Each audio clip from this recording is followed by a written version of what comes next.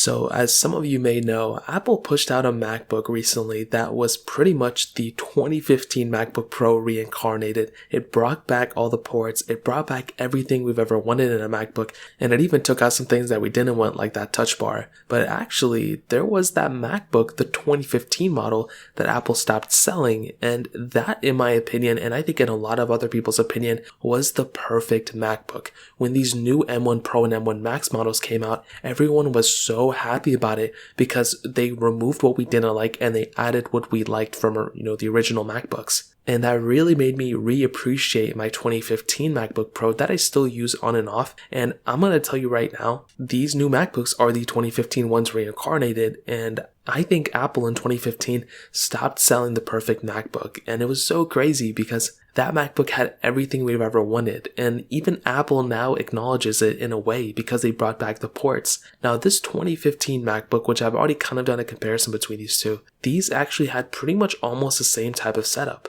So on the left side, we had that MagSafe charger port, we had two Thunderbolt 2 ports, a USB 3 port, and that headphone jack. And on the right side, we had that SD card, HDMI, and then an additional USB 3 port. And overall, when I felt that MacBook, and I actually was still using this MacBook up until last year, I was a massive fan of it. It was one of my favorite MacBooks of all time. I've owned the 2014 one, and then another 2014, then the 2015 ones, including the 13-inch and the 15-inch one, and I used those, and I had an amazing time with those MacBooks. Now with this specific MacBook, the thing that I loved the most was that SD card slot. Everything else about these MacBooks I could probably live without. I don't really care for MagSafe, I don't care for HDMI anymore, but I loved having that SD card slot on my device, and now that Apple brought it back, that made me so much happier just for the fact that they actually brought back something and they took it out and then they brought it back again, which is so amazing. Now the funny thing is, between the 13-inch and the 15-inch 2015 ones, there wasn't a crazy big thing or crazy big difference in terms of ports. They had pretty much the same type of port selection, but that body and that build quality is still so amazing. That heft to it was really good,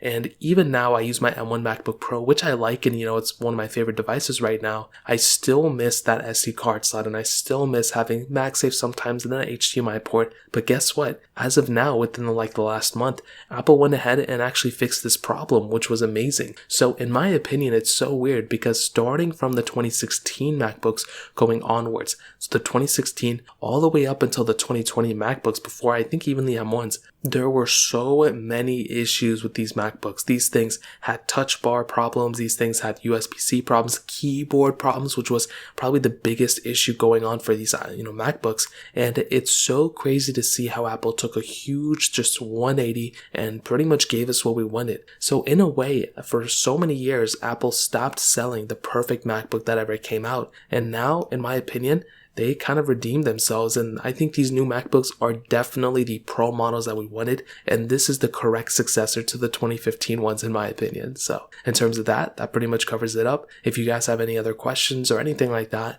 let me know in the comment section below. Hit the like button, that would mean so much, but definitely hit that subscribe button. More importantly than everything else, I love every single one of you guys. Hopefully I'll catch you guys in the next video. Peace out till then.